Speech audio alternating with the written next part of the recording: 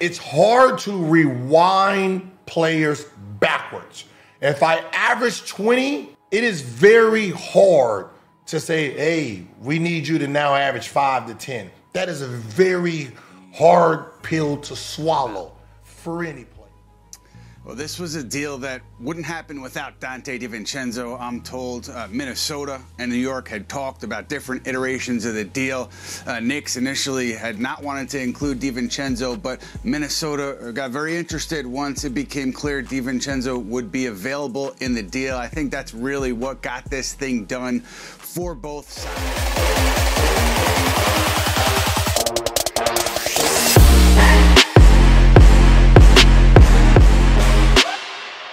Came up in this conversation.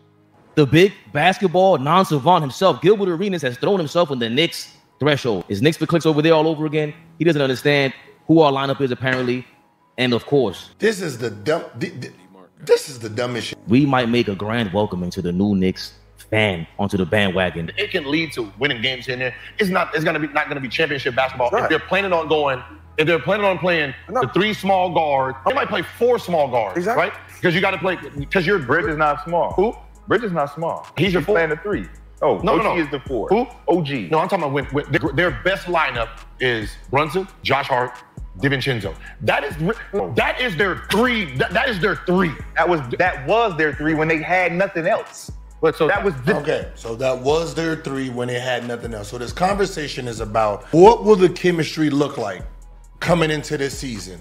And, you know, we're going off of what Tibbs said. Tibbs said he's going to be playing some Julius Randle at the 5. And the reason he wants to play Julius at the 5 is because most likely Josh Hart, DiVincenzo, Bridges, or OG and JB, right? He has to try to figure out, we were successful last year with this group. Now we have all this talent coming in. How do I make it work? That is the point of this conversation.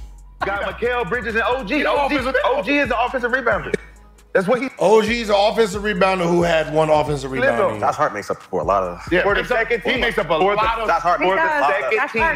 For the second team. How good is that for the Knicks to be able to have guys like DiVincenzo, Josh Hart now shifting the roles and then embracing those roles? So what Gil's saying is if we play 3 small guards, we still got one of those guards that's an offensive rebounding guard who plays like he's 6'8". Now if we sub him and bring the 6'8" nigga in, he don't rebound like that, but he now scores better than Josh does. We have options that other teams don't have. That's what you're talking about a guy. See, so all of this whole conversation is there's no facts until the season happens. So we're going off of what we think is going to happen. Right now, the only facts we have is the Nova Knicks outside of Bridges played well last year. I've said it the whole time during here. It's hard to rewind players backwards.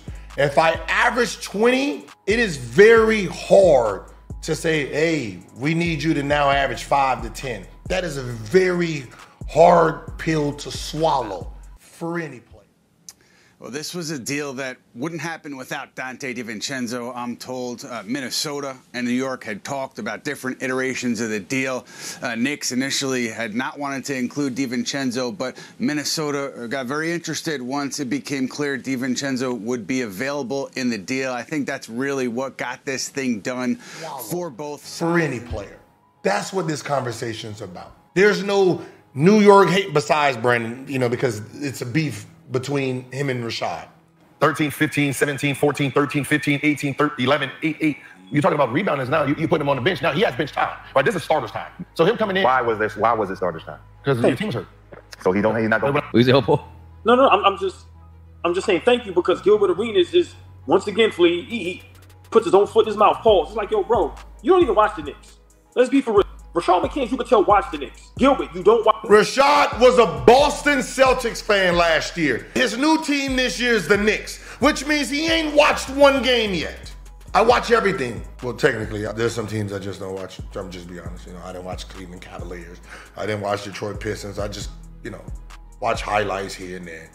But I did watch the Knicks. I didn't watch Charlotte. Fuck out of here. All right, so yeah, I don't watch every team, so let me rewind. Watch the Knicks, bro.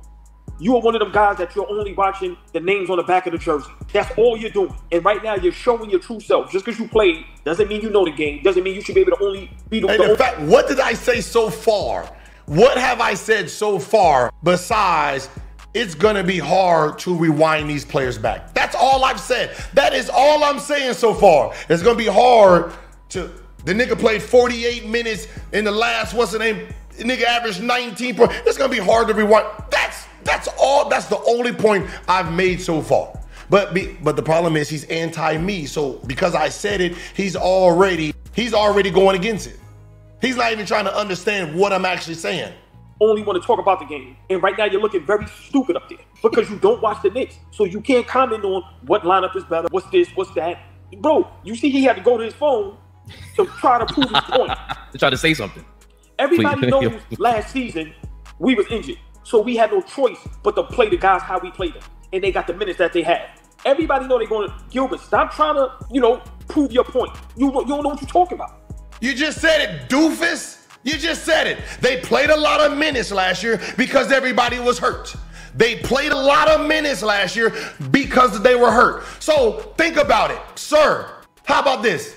All ball. If these two niggas wasn't here and it was just you and you was getting all that YouTube money and all that YouTube love, and then the nigga with the glasses with the Knicks hat on came back and say, I'm the man, go back to be my sidekick. Brother, that's gonna be hard, is what I'm saying. They got starter minutes last year. They played great. Now you have to tell these dudes to come off the bench. History, sir, is saying right. History. Keep going, please. Nah, man, I just feel like, he's drinking the Kool-Aid, right? Because he doesn't watch, he doesn't watch. So he's just going to drink the Kool-Aid that's served. I don't even know what topic these niggas be on. To the people. And the people now think that our best lineup is a lineup of Brunson, DiVincenzo, and Hart. Although we had a lot of success with that lineup last season, that was due to the fact that we did not have all our heavy hitters ready to rock and roll. So Josh Hart was amazing, and that doesn't diminish Josh Hart. DiVincenzo had a career year last season. That does not diminish who they are as basketball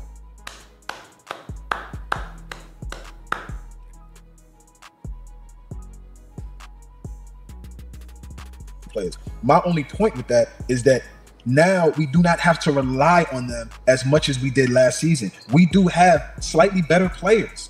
If I'm gonna go down the stretch and look, and OG is playing at a high level, I think OG's highest level is a little higher than Josh Hart's. Just in my opinion, I think it is what it is. Josh Hart's a great player, but I think OG's highest level is slightly higher than Josh Hart. We getting a guy like Mikal Bridges, who is already 6'8", right? Already a high 40% three-point shooter, right? He's shooting over 40% from three. So we getting a guy that's going to knock down shots. Well, we got to replace DiVincenzo because he hit a lot of shots. Yeah, we're going to have guys that's going to hit shots. I think we have a lot of good problems. And for him to a lot of good nigga, you just said the same thing. You said what I was saying. Josiah said it. That's some good problems. You're saying the same thing. You're saying what I'm saying. Good problems is, this is where being this is when you're playing the game. This is where the information from the player is more valuable than yours. Minimize it just to, those are the three guys that we're going to have to attach. I've been in the locker room 10 years seeing this. Right? Players get hurt, other players step up, these players step up, get their value high. And then the star players come back, and then you tell the guy that he has to go back to the position he was before. I can't tell you, my guy, that is perceived well. Not one time in the 10 years I played. Think about what I'm saying. Where was it perceived well? New York, when Melo was out and Amari was out, and then this guy came in by Linsanity and caught fire. And then when the King came back, what happened? Over. Shut this shit down. Shut it down, right? All right, shut that down, right? Didn't he? Melo shut, right? What? I think he even went to say, if he's still on this team, I want out. That's rumors. I don't know if that's true. Right? And they had to move his ass on. Didn't that happen in your organization before? If you go Google, what happened to the Bulls when MJ retired? And it was Scotty's team. And it came back in the middle of the season, then he wanted to be Air Jordan again. Didn't mesh so well when they first came back and lost to Orlando, right? It didn't seem well. They had to wait a whole year, Jordan had to reclaim his shot, and then they came back and three-peated. But him coming back and Scottie Pippen, you got to go. No, that shit perceived well, sir. We know Russell and KD. We get that one. Y'all know that one, right? We know Russell Westbrook in the Lakers. We seen that, huh? We seen the Knicks, right? What's the name is out? James Harden's the king. Then he comes back. We see how that fell apart, right? We get that, right? Now, you remember when, what year was it? 04, 05. Kobe missed a lot of time. Caron Butler was playing very well. And then, because I remember, you know, when they came to me, they said the story like, man, we was balling very well, man. Then he came back and said, hey, the captain's back. Everybody get back into their old positions. And then they was bumping heads. And then them two niggas got shipped out and, you know, they got Kwame Brown over there. It's not perceived well. So the starting lineup that I think you guys are going to have is, I got JB starting, Mikal at the 2, OG at the 3, Randle, and Mitchell. That's an amazing starting 5. Elite in my mind.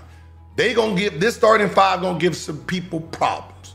Now, if you decided you want to allocate minutes, see, this is where you guys are not thinking outside of, I don't like Gilbert, so whatever the says, I'm gonna disagree with. When you have to allocate minutes, right, you have two problems. The problem one is Randle gonna come back trying to be the king? Or does he understand that the city has chosen Brunson? All right, so you got those right there, right?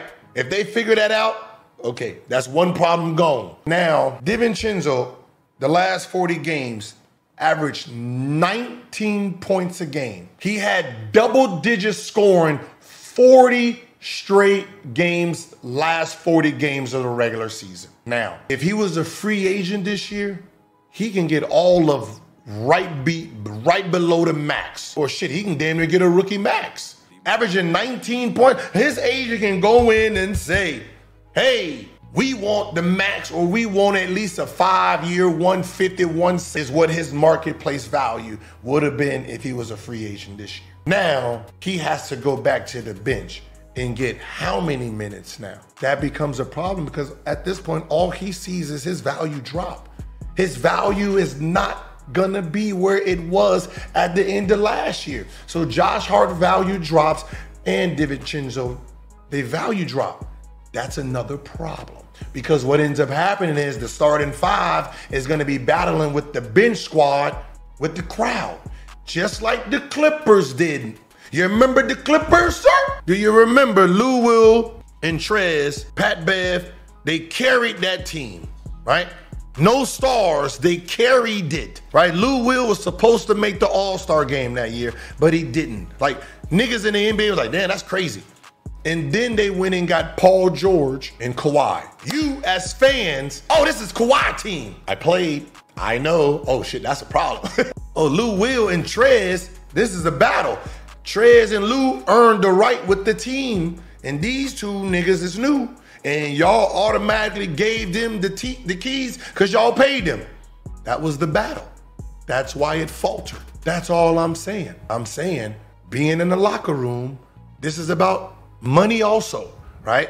As much as you guys think that a player like DiVincenzo will be willing to come off the bench to sign a 4-year deal for $5 million to stay there, nigga, you're crazy. They have problems, good problems, but they have problems. And I said, I don't know if Tibbs is ready for these problems.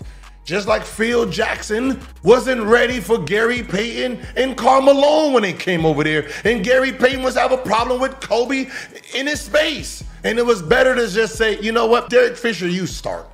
You play more. You're used to Kobe. All that talent, clash. Y'all horse to this coming season, that's not true. We're getting a guy that coming back. I said the other day in terms of how he gets it, but 25 and 10 is 25 and 10. However you slice it, and that's coming back. That's coming back, and I think he's coming back with an attitude. I think he's coming back with something to prove. I think he's coming back ready to rock and roll. Like, so, Gil don't know what he's talking about. Again, the people that and you don't know what you're talking. I don't know if you don't know what I'm talking. You don't know what you listen to because you're saying what I'm saying. Just like Rashad. I don't know if y'all know what Rashad does. You can agree with him. He's still going to argue with you because he ain't arguing on the basis of the subject anymore. Now he's debating on how they're going to play the game. And I'm saying it's going to be crazy. I don't think it's winning basketball if they tried to play their success team last year and then Julius at the 5. I'd rather have Julius at the 4 and then have my big man do a bigger lineup. Having 4 small guards is crazy. You can't play that against Denver. You can't play that against Boston. You can't play that against Embiid. You can't play that against the Lakers, and you can't play that against the Bucks, right? So if these are the teams that's supposed to be elite, playing Julius at the 5 is gonna be difficult. It puts too much pressure on your team. So you're gonna have to stay big. And if you're staying big, that means Josh Hart and DiVincenzo, they're fighting for the same minutes, right? Right, you got Josh Hart. So who's the backup point guard, right? Gotta have a backup point guard. Backup 2, you got OG. So between JB, you're gonna at some point be playing Brunson 30, 40 something minutes. So that means there's really only 17 to 20 at max. And can I ask you guys something?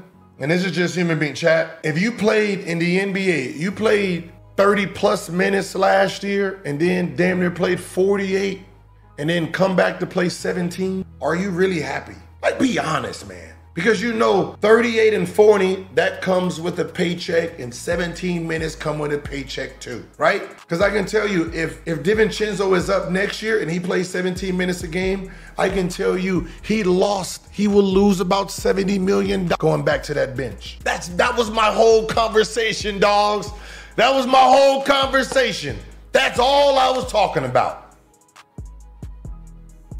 That's it. That was it. That was all. That invested in the Knicks, aside from everybody else in the NBA, you can 5 to 10 seconds after they speak, you know, okay, you watch us. Okay, you watch us. And 5 to 10 seconds to let me know, okay, you don't watch.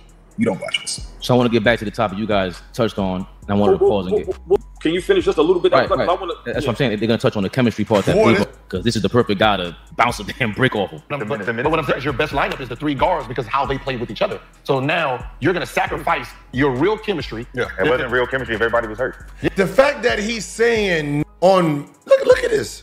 So now you're going to sacrifice your real chemistry. Yeah, it wasn't real chemistry if everybody was hurt. Yeah, where did they go last year? So you're saying the Nova Knicks, you guys are calling it the Nova Knicks for a reason, right? Like, dude, get your hate out your blood so you can get information. You calling it Nova Knicks because they were good.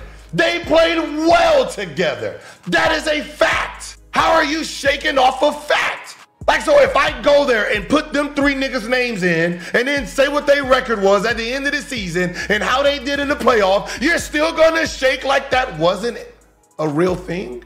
That is a fact. I'm talking about who they are, who they were last year. We don't know who they're gonna be. We're guessing. So all this shaking and shit you're mad about is what they were last year.